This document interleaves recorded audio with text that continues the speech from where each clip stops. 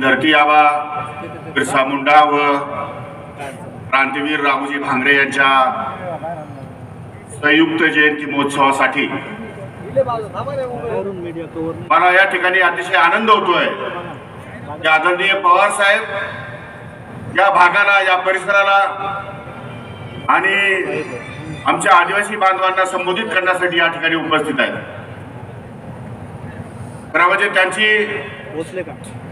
या संपूर्ण परिसरामध्ये आदिवासी बांधवाच्या संदर्भात एक चांगली मोठी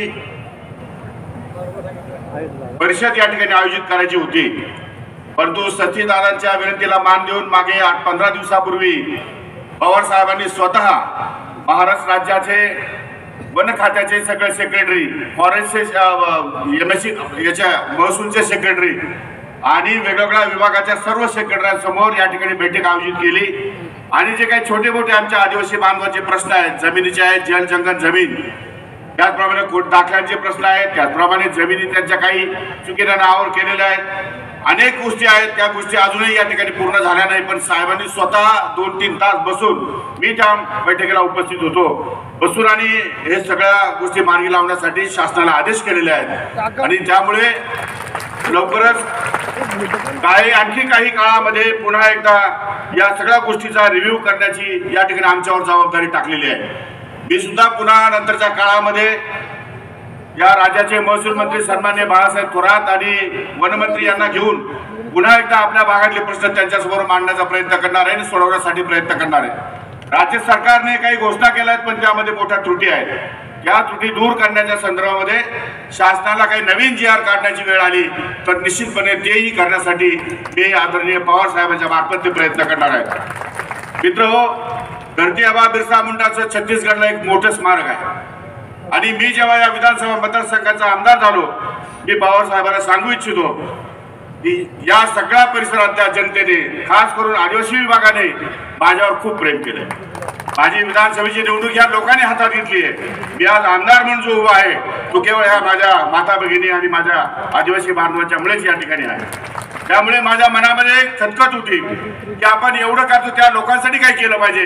पिण्याचे पाणी, रस्ते, वीज याच्यामध्ये अजूनही आमचा आदिवासी बांधव दऱ्याखोऱ्यामध्ये राहतो, त्यांना सुविधा मिळत नाही आणि धरण उशाला आणि कोरड घासाला अशा प्रकारचं जे त्यांचं कायमचं जीवन आहे त्यात बदल केला पाहिजे, त्यात सुधारणा केल्या पाहिजे आणि म्हणून ठरवून घेतलंय की येणाऱ्या 2-3 वर्षामध्ये पिण्याचं पाणी, शेतीचं पाणी, रस्ते, वीज या सर्व गोष्टी तर मी देणारच आहे। परंतु मला एका गोष्टीचा या ठिकाणी अभिमान आहे की क्रांतीवीर राघोजी भांगरे या परिसरामध्ये ज्यांचं वास्तव्य होतं बाडगीच्या माचीला आणि ज्याप्रमाणे छत्रपती शिवाजी महाराजांनी दऱ्याखोऱ्यामध्ये राहून लाखोच्या मोगलांच्या सैन्याला धूळ चारली, मोगलांचं सैन्य बेफाम या ठिकाणी करून टाकलं, त्या छत्रपती शिवाजी महाराजांच्या विचाराचा धागा पकडून क्रांतीवीर भागोजी नायकांनी या ठिकाणी ब्रिटिशांच्या विरोधामध्ये चळवळ उभी केली आणि ब्रिटिशांना सळोकीपळ करून टाकले। या समाजाच्या अन्यायाच्या विरोधामध्ये लढणाऱ्या या क्रांतीवीर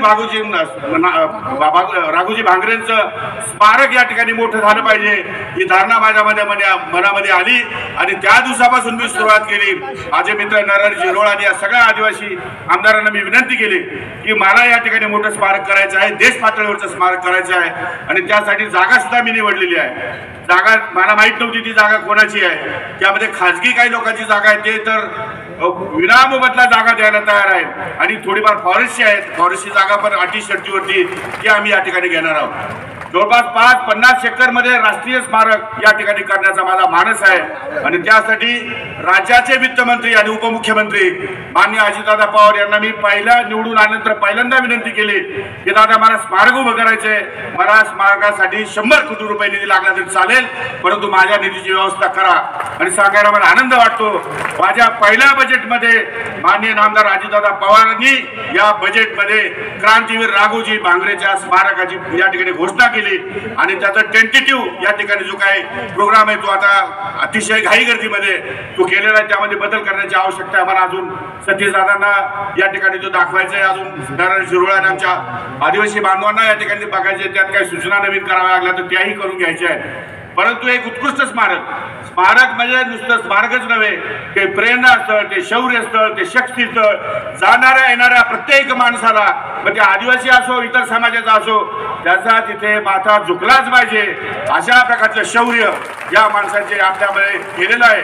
मी आपल्याला सांगू इच्छितो ही विराशायांची गाथा, ही विराशायांची गाथा, या इथेच झुकतो सर्वांचा माथा. आणि म्हणून या परमेश्वराला म्हणून सांगतो की ही जी आपले पूर्वज आहेत, हे जे लढवय होते, त्यामुळे आपल्याला हे स्वातंत्र्य मिळालं आहे, त्यामुळे आपण हे चांगलं जीवन जगतोय, याची मनामध्ये खुणगाड बांधली पाहिजे. सरकार पिण्यासाठी पैसे खर्च करत आहे, सरकार रस्त्यासाठी पैसे खर्च करत आहे, परंतु नवीन जो मोबाईलचा काळ आलाय त्यामध्ये लोक या ठिकाणी जुन्या पिढीला विसरले. अशा प्रकारे विसरून चालणार नाही. त्यांची स्मारक उभी करावी लागतील, तिथून प्रेरणा आपल्याला घ्यावी लागेल आणि पुढे आपल्याला वाटचाल करावी लागेल. एक चांगल्या प्रकारचं स्मारक या ठिकाणी करण्याची माझी इच्छा आहे. मी आता पवार साहेबांना आता बोललो, पवार साहेबांनी मला लगेच आश्वासित केलं की मी अजितला बोलून घेतो, तुम्ही मी आणि अजित आपण बसून तुम्हाला जेवढे लागतील तेवढे पैसे मी द्यायला सांगतो. अशा प्रकारे मला आताच साहेबांनी या ठिकाणी व्यासपीठावर सांगितलंय. मला आनंद वाटतोय. माझं स्वप्न पुरं होत असताना पवार साहेबांचा आशीर्वाद माझ्या पाठीमागे आहे. माझी सगळे आदिवासी बांधव माझ्या बरोबर आहेत आणि त्यामुळे हे स्मारक उच्च प्रतीचं स्मारक या ठिकाणी निश्चितपणे मी येणाऱ्या 1-2 वर्षात पूर्ण करणार आहे. मित्र, ही स्मारक काही नुसती बघण्यासाठी नाही, एक प्रकारचं देशाचं पर्यटन स्थळ झालं पाहिजे. या भागामध्ये अनेक प्रकारचे गड आहेत, या भागामध्ये काजवा महोत्सव होतो, या भागामध्ये भंडारदरा धरण आहे, या भागामध्ये कळसुबाईचं शिखर आहे, या भागामध्ये कळसुबाईची माची आहे.